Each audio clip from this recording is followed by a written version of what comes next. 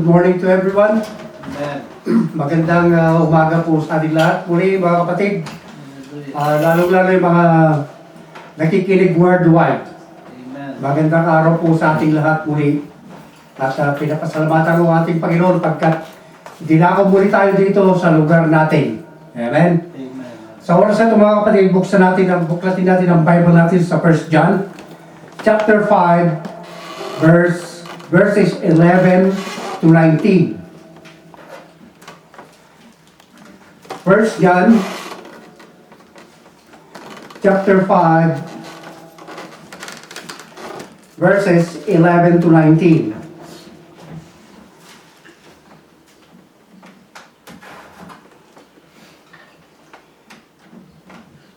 Kung ready na po kayo, buksan natin ang mga Bible natin.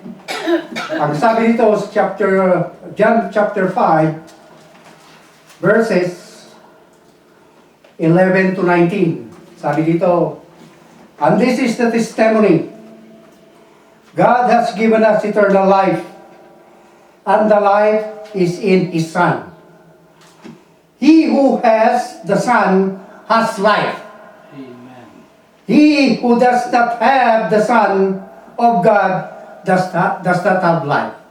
Hallelujah. In 13, I write these things to you who believe in the name of the Son of God, so that you may know that you have eternal life.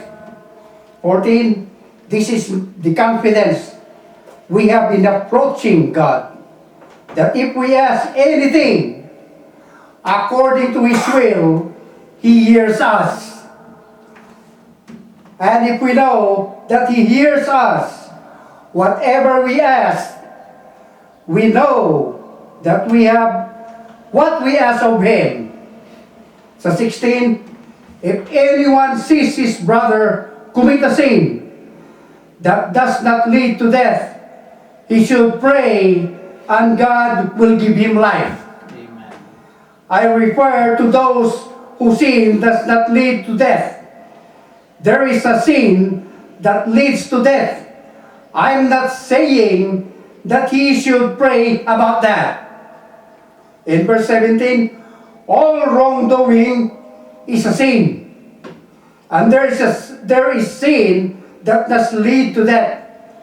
18, we know that anyone born of God who does not commit to sin, the one who was born of God keeps him safe, and the evil one cannot harm him.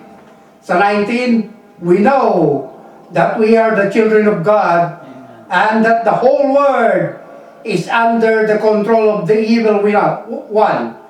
Sa 20, we know also that the Son of God has come and has given us understanding so that we may know Him who is true, and we are in Him who is true. Even His Son, Jesus Christ, Amen. He is the true God and eternal life. Amen? Amen. Amang banal sa pangalan ni Jesus, kayo po'y lumalapit, Panginoon, sa oras na ito. Panginoon, patawarin mo ang aming mga kasalanan. Ito'y sinasadya man o hindi sinasadya. Patawarin mo po kami. Pagkat sinabi mo sa 1 John 1:9, if we confess our sins, you're faithful and just to forgive our sins and purify us unto righteousness. Thank you, Panginoon, pagkat hindi na mumuli kami dito sa lugar na ito, Panginoon. Amen. Napurihin ka namin sa Espiritu at katotohanan. At alam ko, Panginoon, na cover us with your most precious blood and protect us, Lord, under the shadow of your wings. At pagpalain mo lahat po makikinig sa iyong salita. Na pagpalain mo sila lahat, Panginoon, at ibigay mo ang kanilang hinihiling sa kanilang mga buhay. Salamat po, Lord, at pangunahan mo ako, Panginoon. Ibaba mo po ako, at ikaw lamang, Lord, ang may taas. Thank you, Panginoon, at sa iyo lamang, Lord, ang mataas na kapurihan. Kaluwatian sa tayong pangalan na Jesus. Amen. Mga brothers and sisters, ang nabasa po natin sa 1 John chapter 5 verse 11 to 20. Gusto ko po lamang pong ipaliwanag po sa inyo ang nilalaman ng Bible na itong banal na Espiritu, banal na kasalutan ng ating Panginoon. In verse 11, ang sabi dito sa verse 11, if anyone, verse 11, I'm sorry, this is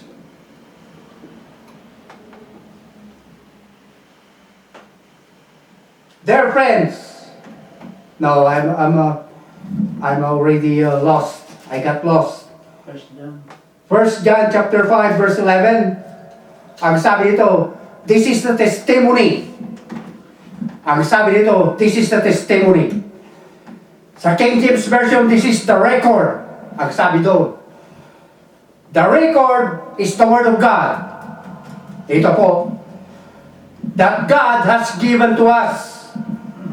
That's the eternal life. Ito po, ginawa ng testimony ng ating Panginoon na bibigyan nila lang niya ng eternal life. Amen? And that life of God flowing into, tuloy-tuloy po ang agos ng buhay na ito na ibinigay sa atin ng Panginoon. Tuloy-tuloy ng agos ang pagmamahal ng Diyos sa atin. Moving smoothly and continuously and literally becoming a part of a believer. Those who do not believe, kung hindi po naniniwala ang isang tao, itong buhay na to, he has no part of it. Amen? Kung hindi ka naniniwala sa Diyos, you have no part of it. Sorry ka na lang, kapatid. At let's continue. Ang sabi dito, and this life is in His Son. Itong buhay na ito ay nandun sa kanyang anak. Sino ang kanyang anak na bugtong na anak? Si Jesus Christ. Amen? Amen. And this life is in His Son. Jesus Christ is the source of life. Hallelujah. That life, anong klaseng buhay yun? It's an eternal life. Amen. While the cross is the means, yung pong pamamaraan, amen? Jesus suffered on the cross for the redemption of our sins. Lahat po tayo nagkasala. Wala pong matuwid sa ating lahat, maski isa. Amen? Amen. For the redemption of our sins. In John 3:16, kabisado po natin itong verse na to. For God who loves the world, that He gave, ipinigay niya, His only begotten Son, that whoever believes in Him should not perish, but have an everlasting life. It has become a privilege to us. Amen? Amen. Pribileyo natin yan, kapatid. That who believe in Him, they may have eternal life. This is not Jesus' advantage para magpapako sa cross. No. This is not Jesus' advantage. It's your advantage. It's my advantage. Amen? Amen. It's your privilege and it's my privilege. That we may be saved from eternal sufferings. Dito sa lupa, habang nandito pa tayo sa lupa, kung wala si Jesus sa isang buhay na isang tao, may compare mo ang tao kung ang Kristo na sa kanyang buhay. Amen? May compare mo yan, you could see the difference Amen. between with God and without God. Amen? Hindi ba ninyo napapansin? Kung wala si Jesus sa buhay ng isang tao, laging magulo. Amen. Walang kapayapaan. Amen? Lagi siya naghihirap. Naghihirap siya sa buhay. Na parang wala nang katapusan. Always kapos. Amen? Pero kung nandiyan si Jesus sa buhay ng isang tao, sa isang pamilya, makikita mo, mapayapa, masaya. Amen? Kasi kontento siya. Binigyan siya ng contentment. In verse 12, ang sabi sa verse 12, who he has the Son has life. He who does not have the Son of God, does not have life. Oh, hallelujah. Literally speaking, kapatid, Amen. kung wala si Jesus sa iyong buhay, wala pala. Amen? Amen. Kung wala si Jesus sa iyong buhay, maski na ang gawin mo, wala pa rin yan. Baliwala. Amen?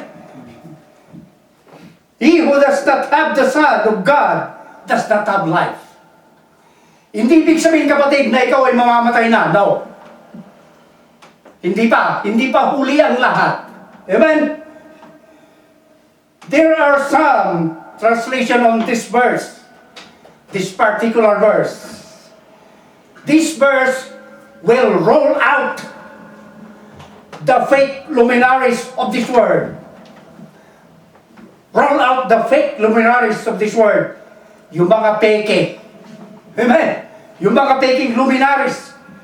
These are the person who they are. Leaders. They are expert. Who give fake inspiration.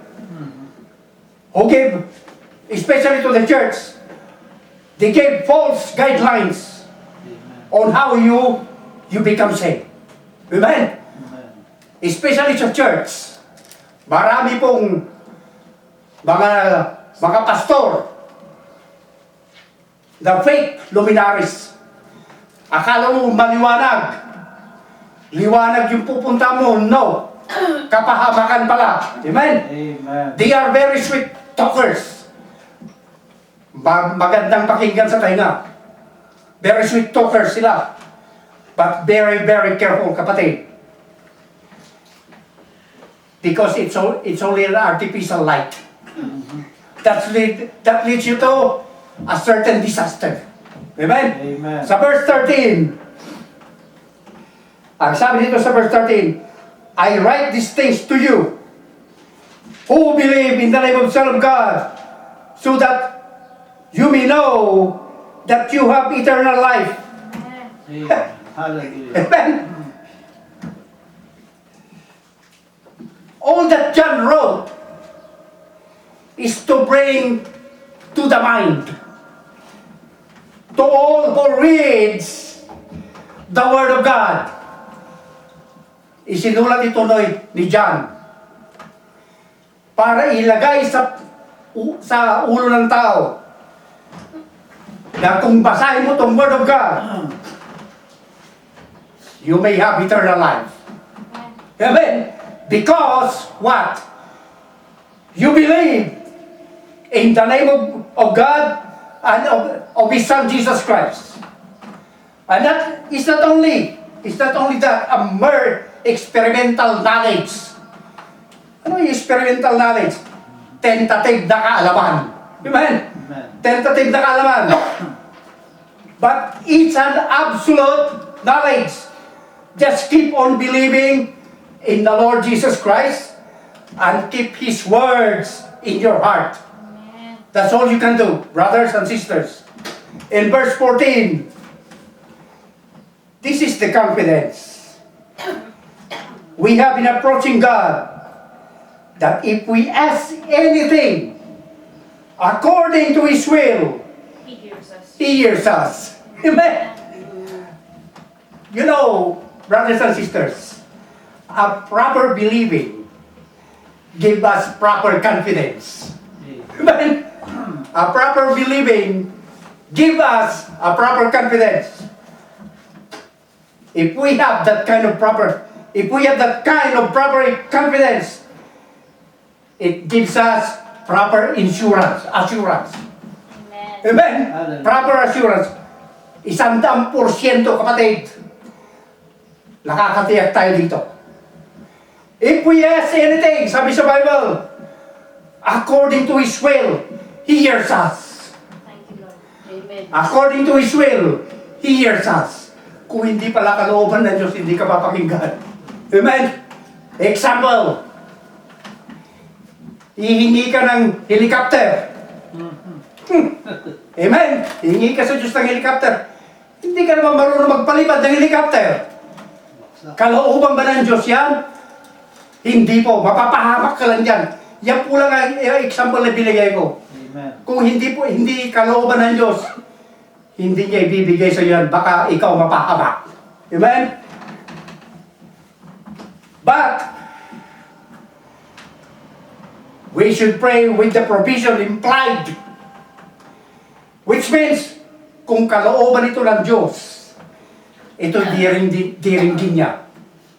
Sa verse 15, ang sabi dito sa verse 15, and if we know that He hears us, whatever we ask, we know that we have what we ask of Him. Alam natin na dinilig tayo. Kaya alam natin ang ang panalangin natin sa Kanya. Brothers and sisters, we are assured of this. May assurance po tayo.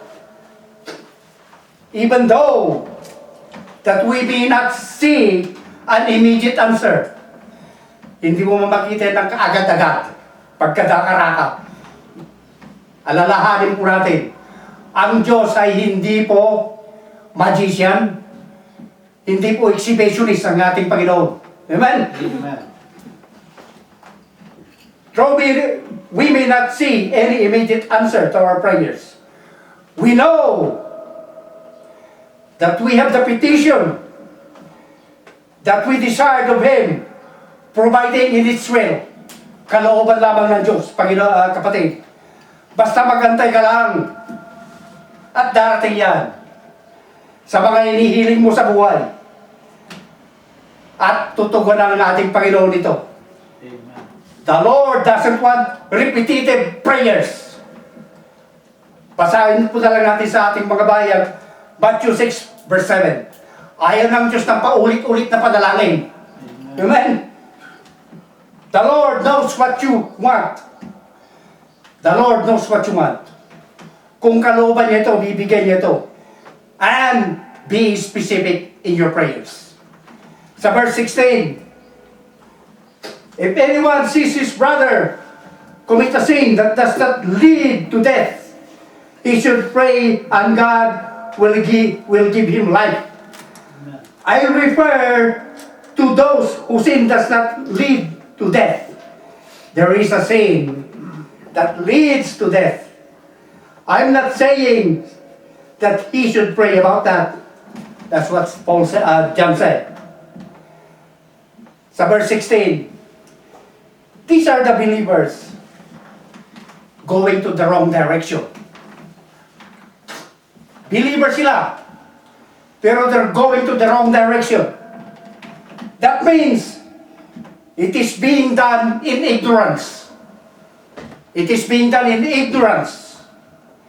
God said in Hosea 4:6, my people are being destroyed because of their ignorance. Amen. Or lack of knowledge. You know, this is a willful rejection of the law of God. Amen? If you have lack of knowledge, this is a willful rejection of the law of God. Yung batas po ng ating Panginoon. They didn't know. Yeah. But they didn't want to know. Ayaw nilang malaman ang katotohanan. Yan po ang tatuho yan. Amen. Ayaw nilang manalaman ang katotohanan. Anong gagawin natin sa kanila? We should pray. Yes.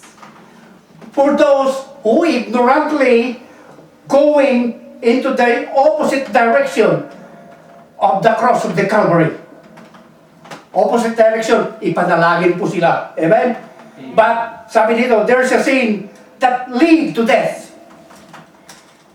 This is the unbelief.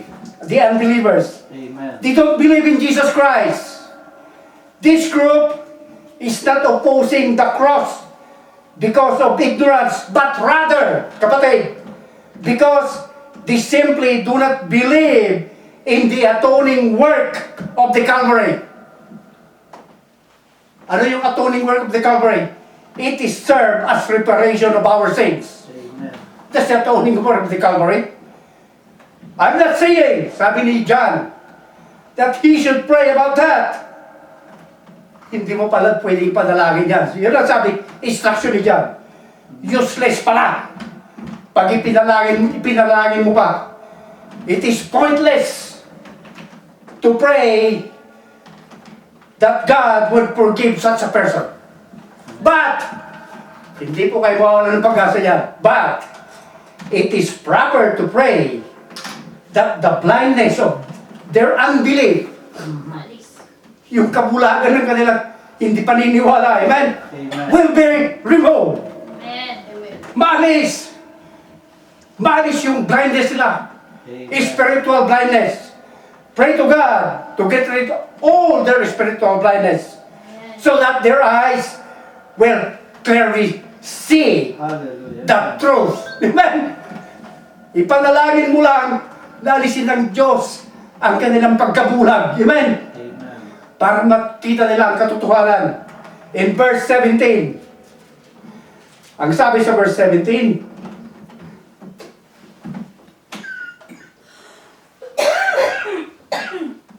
all wrongdoing is sin.